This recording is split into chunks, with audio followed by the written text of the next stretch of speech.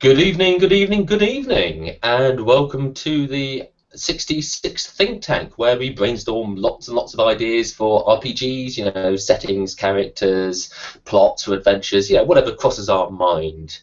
Tonight, before I go on, you can subscribe. I must remember to say subscribe. Yes, so subscribe because we do this most weeks. So, tonight we will be talking about celebrations. This is inspired because, well, it's pretty much the start of the year still, and I was writing this on sort of like New Year's Day, so fantasy celebrations. What sort of things do people celebrate in fantasy worlds, and how do they celebrate them? Big parties, curious religious festivals, what do they eat, what do they drink? So that's going to be our topic for tonight. But before we get on to that, I'm going to pass over to Alex, who's going to do the check-ins. So, Alex, would you like to check us in for the first time of 2015? Well, 2015 has begun with me being bumped up to full-time at work, so that's what I've been doing at the moment. So that's been taking quite a bit of time and sort of rebuilding our 66 sci-fi project. So other than that, I've just basically been trying to get things moving on various projects and maybe playing quite a bit of Destiny. So I will pass on to Josh to continue what he's been doing for his first check-in of 2015. Work.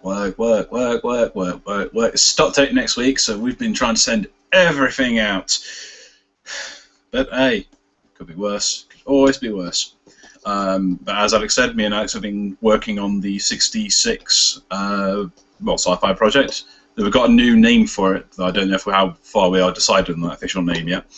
Other than that, work, being complained at by guinea pigs, and eating far too much when I'm supposed to be on a diet. Chris?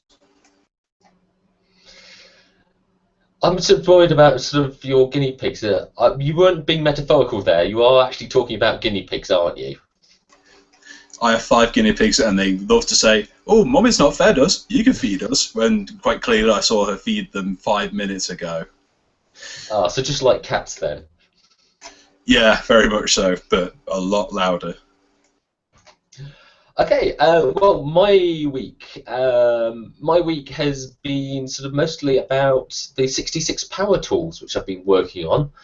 These are sort of the tools which allow you to create characters and monsters and other things for the 66 RPG really quickly. You can now try them out for yourself. It's still very alpha, so you can't really use them from anything proper uses, but you can find out what they're doing, give us some feedback on how you like them, what else you'd like them to do, etc. You just need to go to 66rpg.com/powertools, and hopefully everything else will be obvious from there. So mostly I've been sort of writing that, getting it to a good state of affairs. I've also been sort of working on a new layout for the blog, because Jay is doing lots more blogging on the 66 RPG blog, so I'm tidying that up because it's not really had any attention for 2 years, 3 years, and basically sort of like getting ready for next week, where I start a full-time job for the first time in something like 15 years. So it's going to be a bit of an interesting week, getting things cleared up and ready for that. So that's all of us checked in. So on to our main topic, fantasy celebrations. Yes. What parties, what celebrations do fantasy worlds have? I mean, we have Christmas, we have New Year's, we have birthdays and religious festivals, and, well, okay, technically Christmas is a religious festival, but we have other religious festivals. So there's lots of celebrations. So what I wanted was some colour. So something you can drop into a fantasy world. Maybe it's a hook for adventure, maybe it's just a background thing to the world. Who knows? So that's tonight's brainstorming question. What are the fantasy celebrations? And we're going to start off with Josh. Josh, tell us about your fantasy celebration. Oktoberfest, aka Brewers' War, as it should be called. Whenever I play orcs in any of my systems, they're not the marauding pillagers. So this is to reflect that. The Brewers' War was just 1 week in roughly equivalent of October, or same time period, where every orc tribe in the main continent will descend upon one high-ridged valley in a great spirit of competition. With a great position of brewmaster, they have to, well, create the best beer and get drunk as they can. It's like a cookery competition, but with a lot more alcohol. It's a gigantic festival. All races are welcome, but it has to be said, you have to be strong of stomach to take orc mead and orc ale.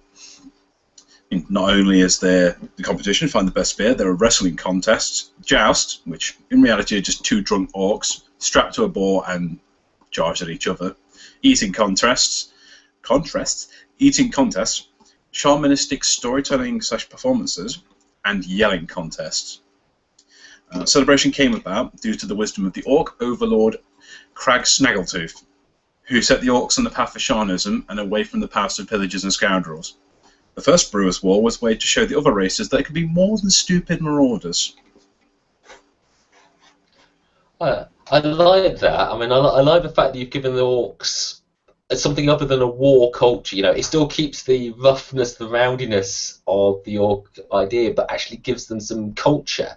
The idea that brewing is important to them. Well, it would be because it gives them beer, but the fact that they can have competitions and use it as a sort of a means for a big social gathering.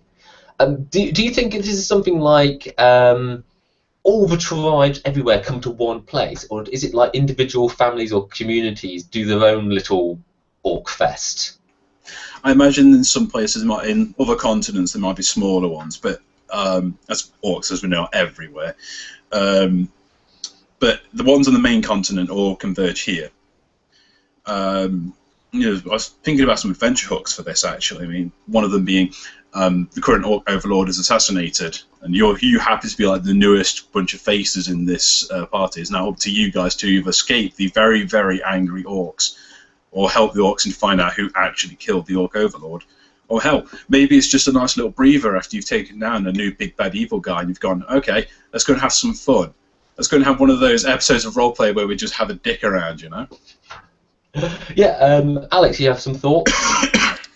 Yeah, it's basically, if this is essentially a religious festival for these orcs, and they always come to the same area, do you have one particular clan who is basically their priest clan who maintain the area, who basically make sure the stills are always there, make sure the sort of store sheds are there, make sure the hops are ripened?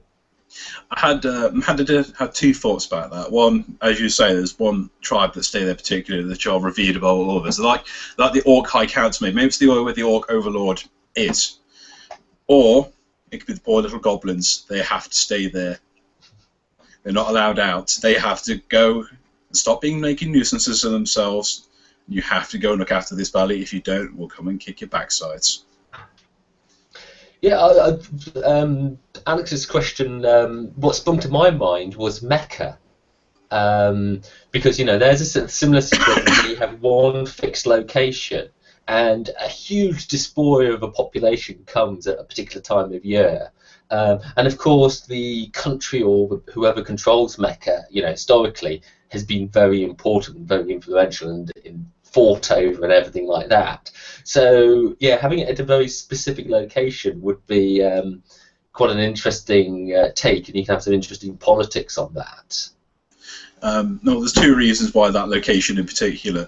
One is where if we're going with the reason the Orc Overlord is where the Orc Overlord lives, or two, it's High Ridge Valley. If it spills out, it's going to get contained by these high cliff walls. It's just a way to stop it getting too out of hand. I can't pronounce that leading word. Out of hand and spilling out. It's almost as if the other races are going, yeah, you can have this festival that way. Yeah, you can have it as long as it's a long, long way away. Speaking of which, I think that's a perfectly apt segue. We're going to try something new here. Jay has recently moved to Hong Kong, and for those of you who don't know, Hong Kong is a very different time zone to him in the UK. So getting to a meeting is very difficult for him. So he's pre-recorded his segment. So this is Jay's idea, and This hopefully I will work this technology and I will play a video and you will all see it. So this is hopefully Jay from Hong Kong with his idea.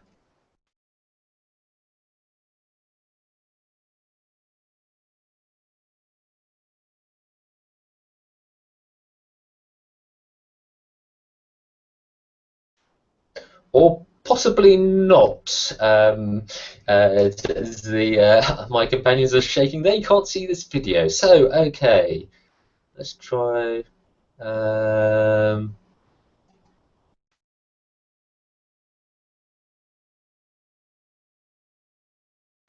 did that work?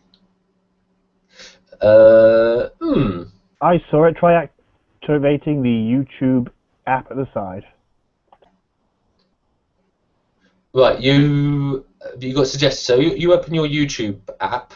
So it's possible it is the audience is seeing it, but you two aren't. So yeah, if you open your app, will you get to see it? Could you hear anything, by the way? I've opened the app and I can see it fine, so add that and let's go. Okay, let me just rewind. Let's try this.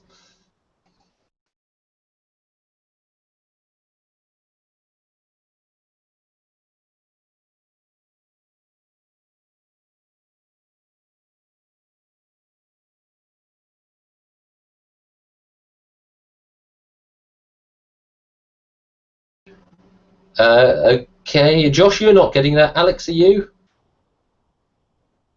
Yep, I'm getting that.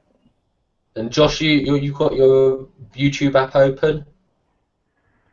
I've got it open, but all I can see is this grey screen. There's no video. And you're not hearing sound? I'm not hearing anything either. Hang on, let me just try closing mine and reopening. I apologise to people at home if you can see this or can't see this. You know, this is technology for you. We can always cut a technical difficulties postcard in, I suppose. Maybe with the gong playing. Did you get any of that, Josh? Did anything pop up?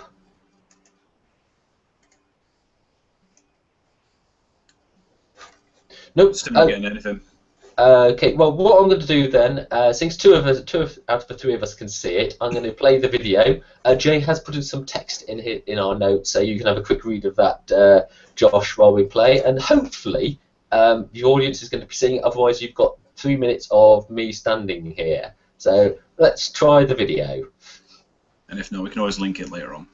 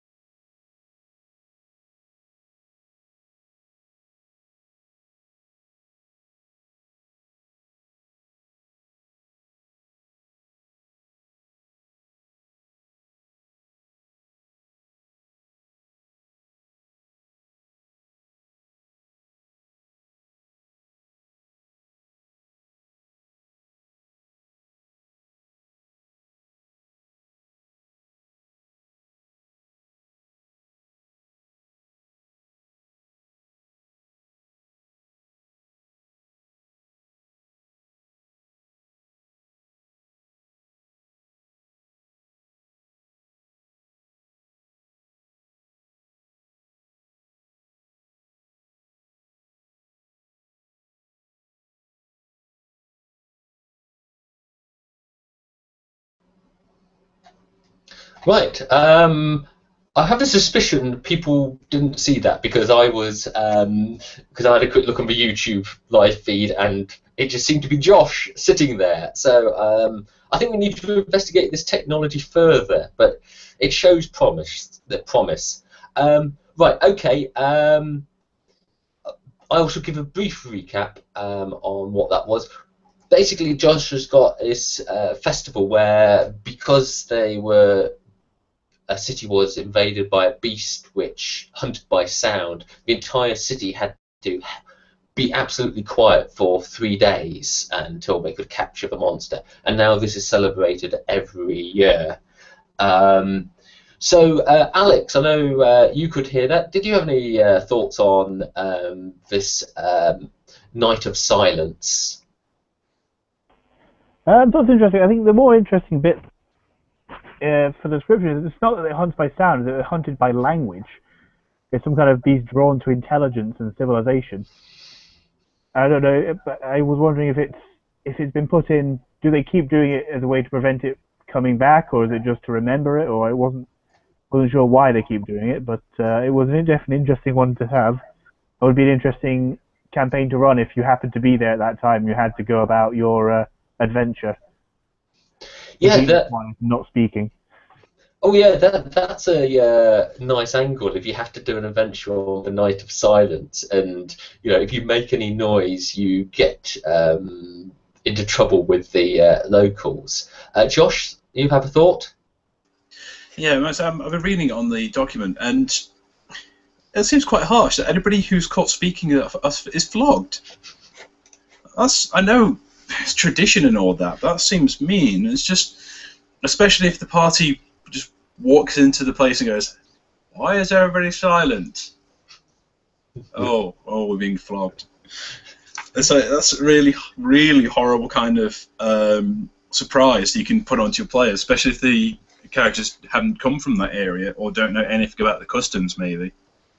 Yeah, I mean, you touched on 2 points. I mean, as Alex asked, why do they keep doing it? Well, maybe they're afraid that the beast will come back. Maybe it's some sort of demon or reoccurring, so they do this almost like a practice, so they can defend against it.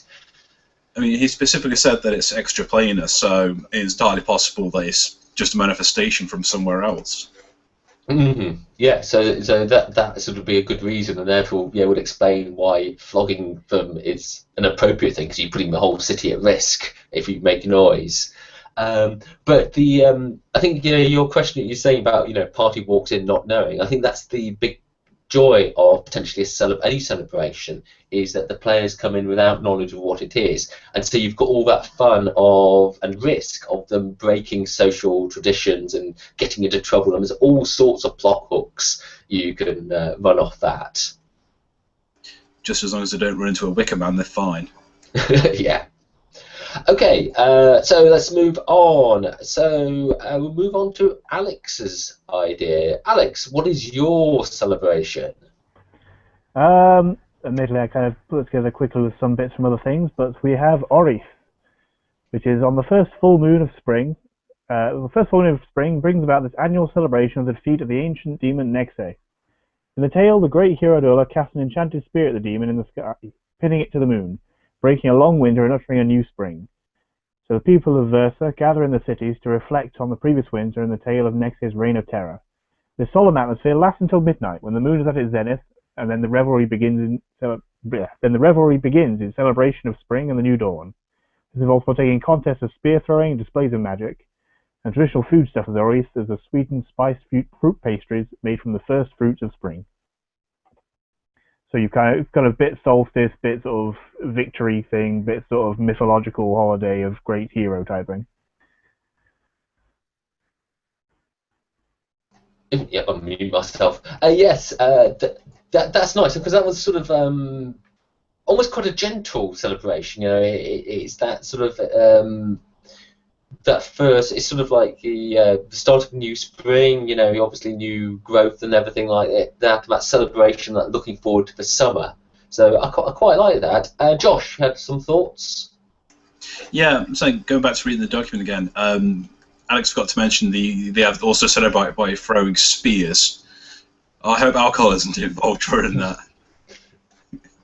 That's gonna end up bad for some people. I think it could always be said that the best medical mages for dealing with puncture wounds come from this one city. There's the amount of article about it, maybe a few more moons being hit with spears. Yeah, it might be interesting, sort of like if you tied it into a feature on the moon. Maybe there's a particular tall mountain, or prominence actually on the moon, which you can actually see. So giving rise to the sort of legend that it's a spear thrown, or maybe maybe your moon orbits, it's only visible at particular things, or it's right on the edge of the moon, so it sticks out, so it's really obvious. So yeah, there's lots of different things you can tie in with that and build up the background and mythology. Josh? Yeah, it had occurred to me, what if there's several high-powered illusion mages that to try to recreate the event by creating the illusion of a hero throwing a spear at the demon to the moon. Like some kind of massive magic firework display, but of a big thing in the sky. I mean, it could be, if you're familiar with the concept of mystery plays, which are basically the Easter story told traditionally, by people of the villagers, and there's lots of things about people take all the roles and they pass sashes around to say who's going to be Jesus and stuff like that. You could do that sort of thing. That there's every year they tell the story again. Maybe with magic and illusions, maybe sort of But the first draft of that did actually have a big sort of street theatre and masks and stuff. So you should probably put that back in.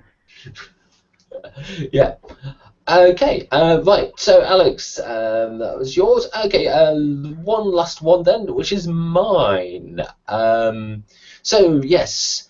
Mine is Dragon Blood Knight, and this is the world of Tyhack, which never has a true night time. That's because its moon, Kinfar, is much closer than the Earth's moon, and the amount of sunlight it reflects at night basically prevents there being darkness. It only gets down to at best a sort of like a dusk level,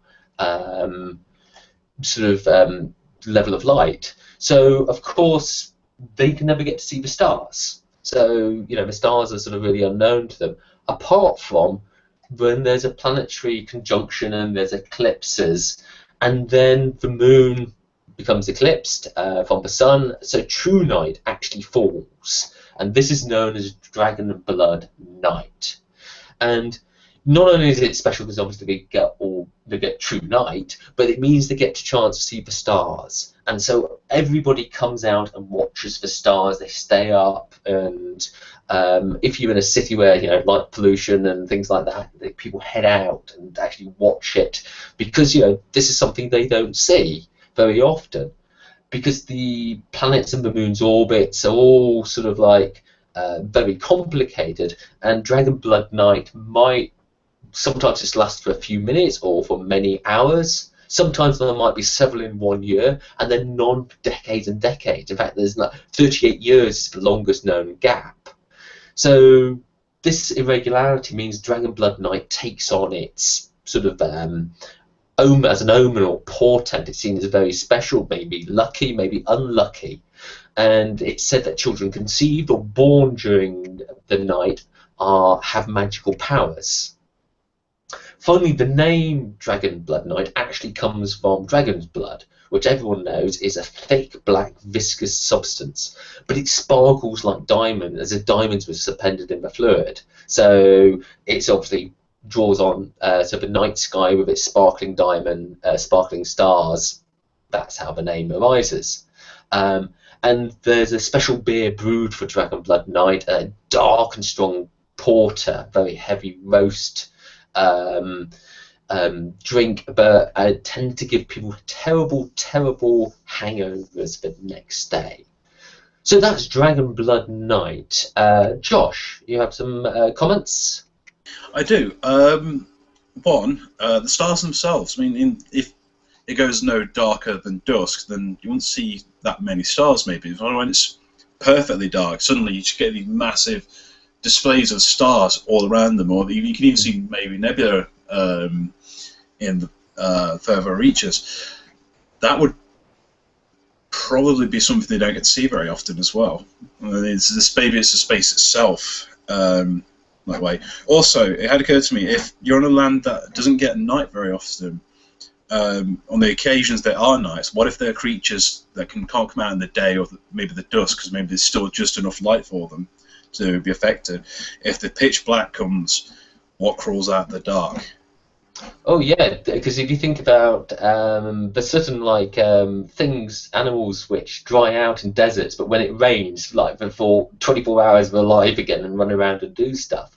Or the crickets, those ones that turn out every 16, 18 years or whatever in America, you know, and big swarms of them. Those sorts of cyclic animals. So yes, you definitely could have something nasty coming out in the dark. Alex. Sort of thing you're saying with sort of superstitions, is magic tied to this event? Are there mages outside of it, and are there mages? And is it, you know, are these mages or rare people because it's tied to such a quixotic event? And I just sort of threw up there as being mages called Dragon Brood, just because cool. Yeah, I mean, they're definitely, because I do quite like the idea of people born or conceived during one of these nights have special powers. And in game terms, you know, 66 RPG, want to have a path, you know, so you can have a Dragon Blood Knight path, so it has special mage powers. So yeah, definitely the idea that there's almost sort of like a group of magic, maybe a cult of magic of these people or grown up around these people, definitely could exist, and that'd be a great bit of background. Okay, thank you very much. Oh, sorry, Josh. I was going to try and type that in the chat box. I thought it's got to be worth saying. Gives rise to a reputation of a new spell. It's called Dragon's Breath. Is where during Dragon's Blood Nights, then everybody gets the ability to deal 1d4 disgust damage as they spew Dragon's Breath, Dragon's Blood in like a 30-foot cone or something like that. Yeah, actually, no, I mean, that's obviously being a bit silly and gross, but actually the concept, then, yeah, flip it around a little bit and say, well, what happens if everybody does get some sort of magic during it? I mean, and then it suddenly becomes really interesting. It becomes probably fantasy in that case. I mean, I don't know, you know, everyone can fly, you know, that one would be a bit dangerous if people judge, you know, how long the night's going to last.